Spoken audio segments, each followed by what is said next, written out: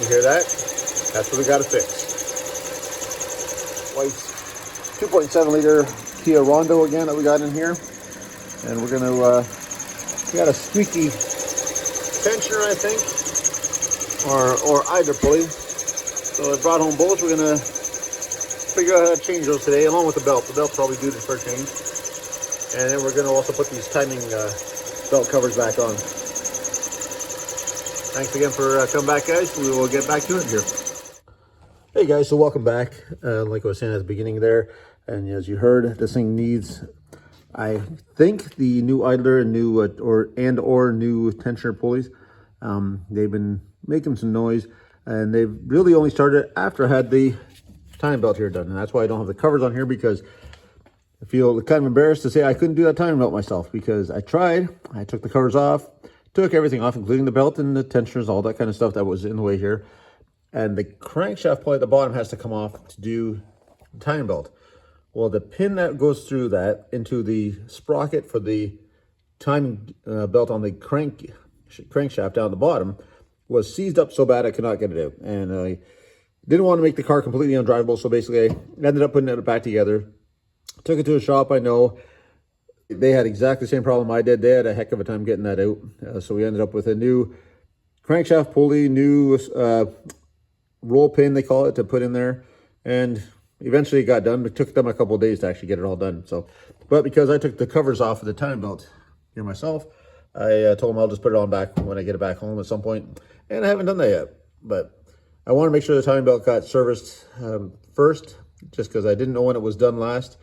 Car's got over 220,000-ish kilometers now, and still runs really good, but I want to make sure that that timing belt didn't snap, because these are an interference engine, and if you know anything about timing belts, if you break a timing belt while the engine's running, you're going to slam some valves into your pistons, and then the engine is pretty much garbage. But back to our serpentine belt situation here. So we're going to loosen up the tensioner. We're going to take the belt off, compare the belt to the one we got from work. We're going to then we're going to take off the idler and the tensioner. If I remember correctly, we do have to take off the passenger side wheel to get to the bolts. I'm going to try to do without it, but I need to jack up the car anyways, because this car also needs an oil change. So I'm going to be doing an oil change while I'm in there. I'm not going to bother showing you guys that. Everybody, for the most part, knows how to do an oil change. If you don't, there's a lot of videos out there on how to do that already. So we're not going to talk about that part too much, but I'm hoping it's those pulleys. If it's the, I don't think it's a power steering or an alternator situation. I think it's a tensioner or the idler pulleys. So we'll start taking it apart and see what we find. So it's a 17 mil wrench or socket, whatever you can get in there to loosen up the timing, or the, sorry, I keep saying timing, the serpentine belt tensioner. And you're just gonna pull up. You can see that belt gets loose. And then we're gonna pull the belt off there, and you're all set.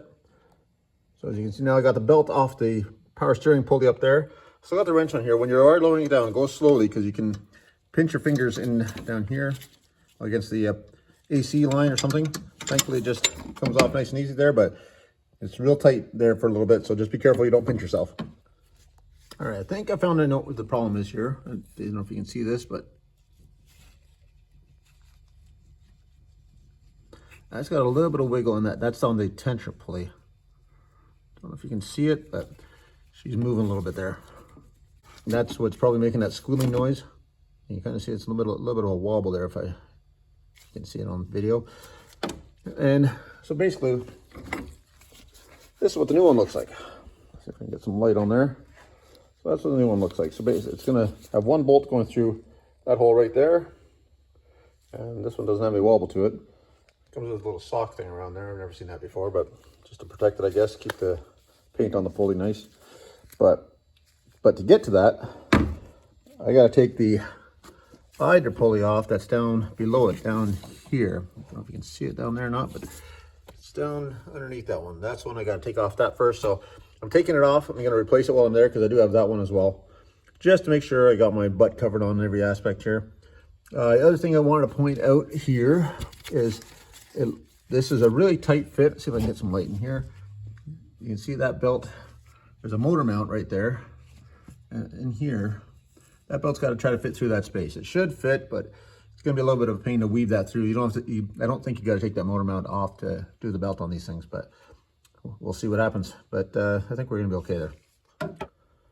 So the bolt that holds the idler pulley is actually a 14 mil, but I don't have a 14 mil that's going to work in this situation because it's awfully tight down there. And when you're backing that bolt out, it runs into that side frame support there. So I've got this 9/16 six-sided close-end wrench. And for those that don't know, 9/16 and 14 mil are pretty darn close to being the same thing. So reach down here, let's see if she fits on there, maybe. I can show you. Fits on there like that. Now, I don't think I'm going to be able to turn it by hand like this, so I might need a little bit of an adapter, but we're going to give it a shot, see how strong I am today. No, actually it did turn. Maybe the guys, when they did the time belt, didn't put it on that tight. So it's easier than I expected it to be. We'll see if I can. Not that easy.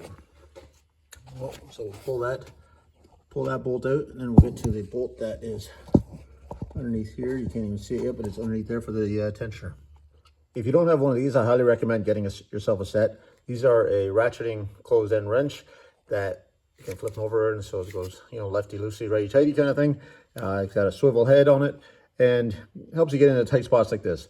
Do not use it to undo a bolt because they're not meant for that kind of torque. They are meant for something in a situation like this. Put it down there. I'm gonna try to do it one-handed again.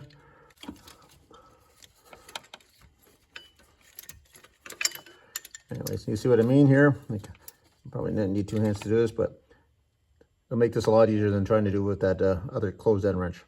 I'll be right back. And we got the idler pulley out. Now I'm gonna see if I can do it just a little bit differently. I'm gonna show you just the both tip here. You're gonna want to take your right hand, and you want to see if I can show you down here. I'm gonna feed it down like this, and that's also how I got the. Make sure I'm showing you. Also, how I was able to turn the nut out or the bolt out of there, because you're not going to get your left hand down there, and there is nearly as easy. So just something to make it a little bit easier for you. So just another piece of advice: always compare before you go try to install everything. Always compare your new parts to the old parts. Make sure they look like they're the right part. Not because, you know, like I said before, people are not trying to give you the wrong parts. I work in an auto parts place. We're not trying to give you the wrong parts. Sometimes the systems are wrong, and especially when it comes to Kias and Hyundais, the listings are not great, unfortunately. You do need to transfer over the bolt in this case. Some pulleys come with the bolts. This one does not. So, but what you're looking for, make sure it's the same diameter. Make sure that bearing in the middle, it looks like it's the same size. Okay, make sure everything else same width, same kind of, put them side by side, make sure your height matches. Just to be safe, because again, nobody's trying to give you the wrong parts, but it happens. Again, sometimes things are boxed wrong, sometimes things are listed wrong. So just do yourself a favor, and then if it's a problem, go back and check with your local auto parts guys. They'll be happy to help you out.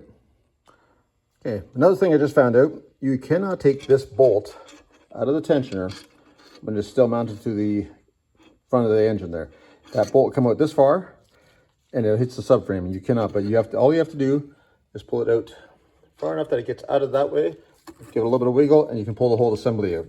So we're gonna have to transfer this bolt to the new tensioner, and then install it with it already in the tensioner. You cannot put the tensioner on without the bolt already in there. It just won't fit.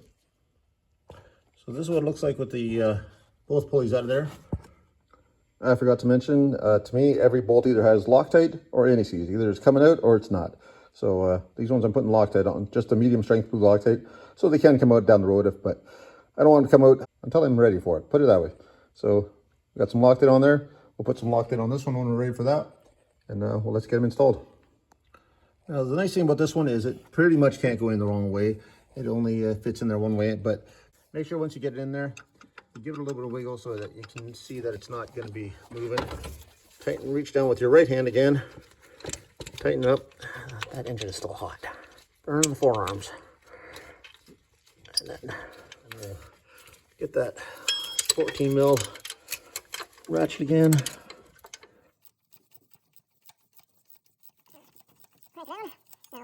You don't need to over torque these things, but you do want to make sure they're good and tight. I don't have the actual torque spec. If I can find it, I'll post it up here. But I've never had a problem with these.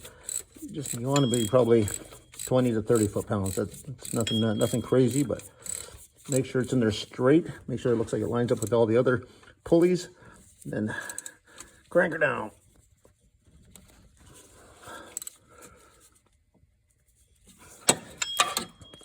There we go.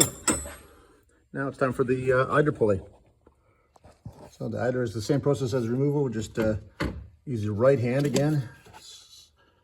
Reach down, find the threaded hole there, and start the bolt. Once you get the bolt started by hand, you can finish up with the ratcheting wrench like we were showing before. So we got both the new pulleys installed. The tensioner, that's the whole arm spring-loaded. Hopefully no more play in that.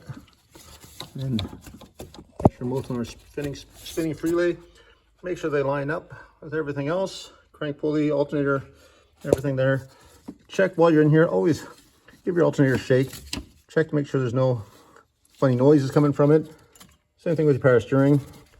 Nothing loose there. I said that was a new harmonic balancer. Make sure there's no noise coming from that thing. I did notice noise from it before, so I was pretty sure it wasn't anything like that. So I knew it was going to be time to do these things soon. Now we just got to get this old belt wiggled out from around that power steering pump, and hopefully we don't have to remove the power steering pump or the motor mount to get that out. So just got to see if I can wiggle it through that tiny crack there and get the new one back through there. So that wasn't too bad. Basically, turn the belt sideways and you would just get it through that crack there. Hopefully the new one goes in just as easy. There's a new one there. I've already compared it to the old one again just to make sure it's the right size. And we'll get it around the power steering pump, and then we'll have to feed it through. I will try to find the belt routing diagram and post that up for you guys as well for this 2.7 Kia, at least to give a hand with that, just to make sure you got it routed properly, because I've seen people do it backwards or do it wrong, and it doesn't go well or doesn't fit, basically. Usually just doesn't fit, but people do weird things and they put it on wrong sometimes. So make sure you get your serpentine belt on right. So we've got the new belt just kind of started around the power steering pump there. We're going to leave it loose right now because that's where we want the slack. We're going to get it routed through all the other pulleys in the right areas first. And we're going to be able to pull up on the tensioner and feed it around the power steering pump last. And should be all it's good. After that, we'll give it a test fire, make sure the squeaking has gone away. Hopefully we got the right solution here. And no more squeaking. Of course, now as I look at this, I realize I forgot to put the timing belt covers back on. So we'll have to do that stuff, but squeaking is gone. Everything looks good. You can see the way the belt looks around there, but it comes off the power steering pump, around the alternator, around the idler, around the AC, back around the crank, up to the tensioner, and back around to the power steering pump. So to do the belt tensioner and idler pulley and new belt, we just need some basic hand tools. We didn't even have to get underneath the car, didn't have to jack it up.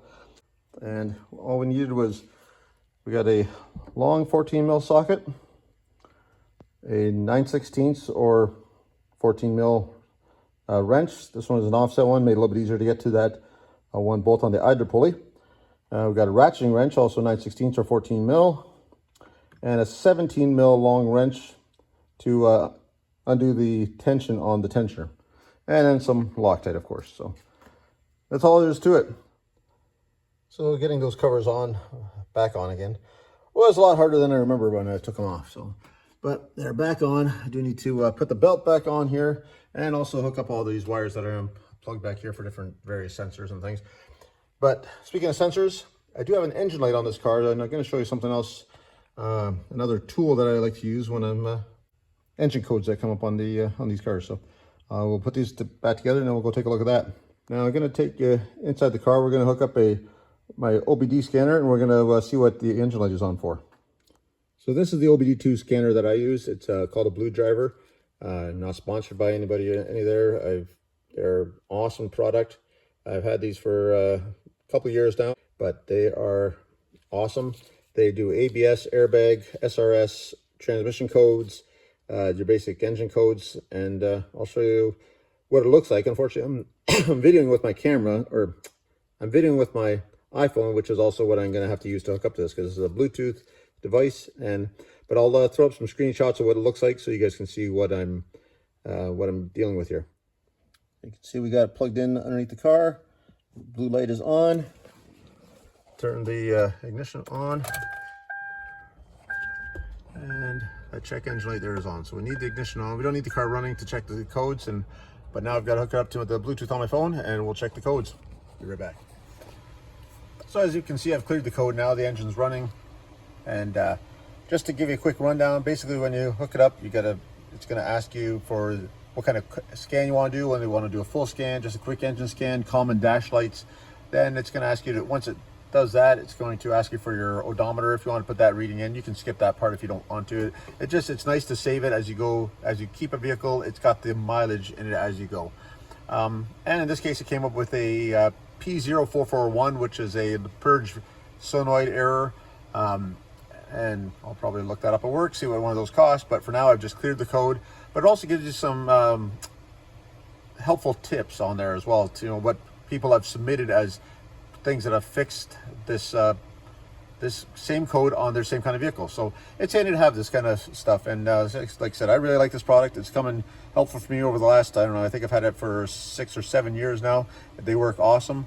And so just figured to let you guys know what products actually work and which ones I like. So like I said, that's the BlueDriver by Lemur products. You can get them on Amazon. It's actually designed in Canada, made in China by the looks of it. But like I said, not sponsored or anything, just one of those products that I like to use. Well, that wraps it up for this video, guys. Thanks again for watching. If you haven't already subscribed, I really appreciate that. We're getting closer and closer to the 500 mark all the time. So if you want to help me out, I really appreciate the support. And thanks again for watching. Hope you guys found this helpful. And if you like it, let me know. If you don't, let me know as well. Thanks again, guys. We'll talk later. Bye-bye.